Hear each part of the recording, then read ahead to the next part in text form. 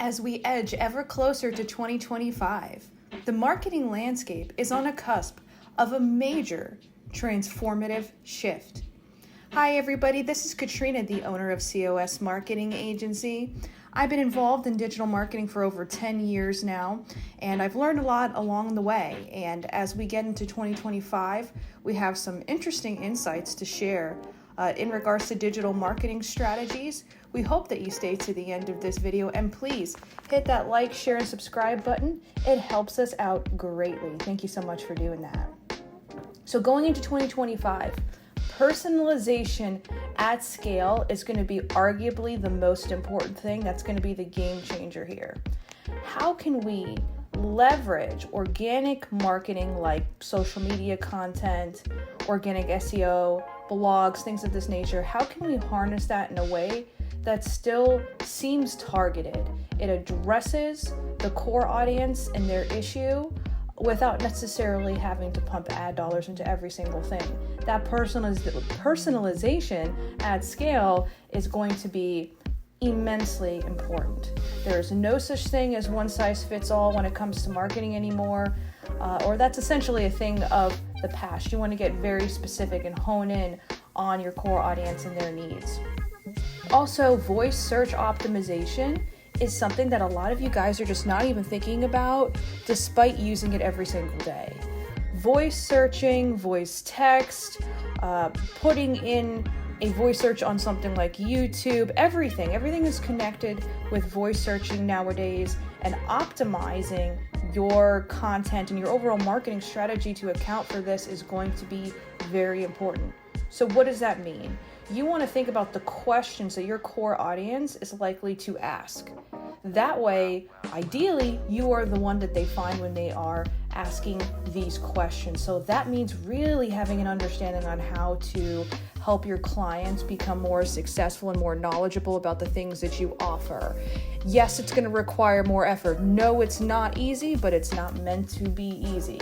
You want to be successful in anything, let alone online advertising.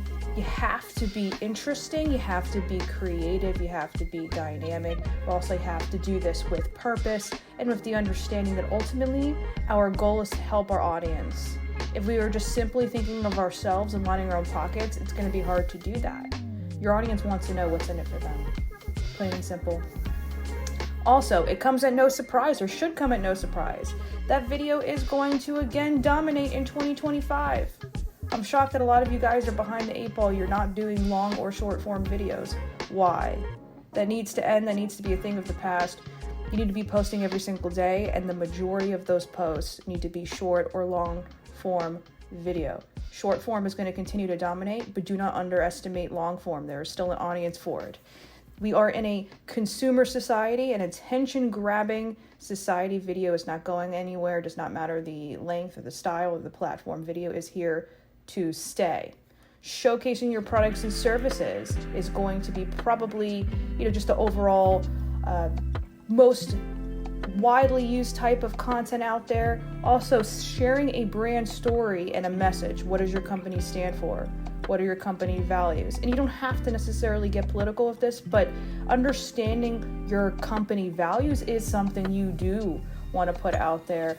Have an emotional hook to your business. And if you don't, you need to find one. You need to find one quickly so people can connect with you faster and easier. And on an emotional level.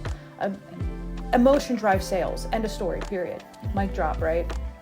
Also, live content and interactive content is going to be super important. In any and all industries, e-commerce is going to benefit a lot from this. Live video of an unboxing of your products and things of this nature is going to be really important. Live Q&As are good for most kinds of companies. It just kind of really depends on how you frame it. There's a lot of different ways you can go about this, but live content is here to stay, and they have a vested interest on almost every social media site to punch that kind of content up in the news feed, because when you hook people in live, you have active engagements, and it benefits the social media sites because their audience will tend to stay there longer if they know they're watching something live. There's an excitement with it, just for the same reason why people watch sports, right? That's part of the same reason that live component makes it a little bit more exciting. All right, so on to automation and AI. It's here to stay. Automation and AI is not going anywhere in 2025. It's only going to get more advanced. It's only going to get more broad in terms of the capabilities it can do. And I think the majority of people need to use the automation aspects of AI, things that are going to help make your life better and help your business run easier and more efficient is really the way to go. Not everything is generative AI that's intuitive and intelligent. A lot of this is just, hey, plug and play stuff, busy work, stuff that's not going to generate sales. Can I automate that? If the answer is yes, I'm going to be using an automation tool in 2025. There is already something for everyone right now. It's only going to be more accessible, in a lot of cases cheaper, depending on what it is. So look out for that. Also, a few other things that I think are not going to be as important in 2025, but are things you want to look for. Collaboration in general. You know, we live in tough times. There's strength in numbers. Working with other companies, partnering with them to cross promote on each other's social media platforms, I think is a smart choice. Same thing with blogging. You know, collaboration in general, this is a good time to do it. It's always been a good time, but especially now for sure. Other couple of things that you may want to look for that, you know, it was a thing in 2024, but 2025, it's more or less solidified. Let's talk about privacy-focused marketing. Businesses using that as leverage, that they don't, you know, use your data in ways that they shouldn't, and you know, they care about your privacy, your private information, things like that. Just privacy in general, invoking that in marketing can work very well, especially because there is a mistrust of bigger businesses. But again, that is kind of more of a language larger companies need to be using. As far as small businesses go, I think they need to focus more on that one-on-one service. Globalization with marketing, you know, the bigger companies, they're going global, they're going more and more global. But on a local level, the smaller businesses are getting even more localized. So you're seeing this split here. I think that's going to continue in 2025. We'll make more videos probably, you know, towards the middle or end of the first quarter, more about this to see if, you know, that pans out and how things are moving. But that's an overall 2025 marketing strategy outlook. We're going to be posting a lot of content similar to this subject, just really deep diving into all these different components that we talked about. So it should be exciting. It should be interesting. You guys are not going to want to miss this for sure. So please go ahead, hit that subscribe button, make sure that notification bell is on as well so you can see the things that we post.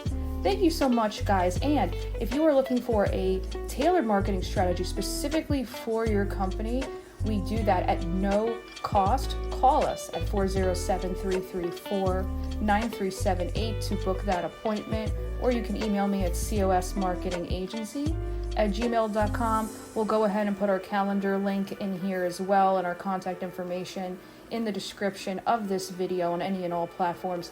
Thank you so much. Once again, I'm Katrina, the owner of COS Marketing Agency. It's a pleasure to speak with you, and see you in the next one. Bye-bye.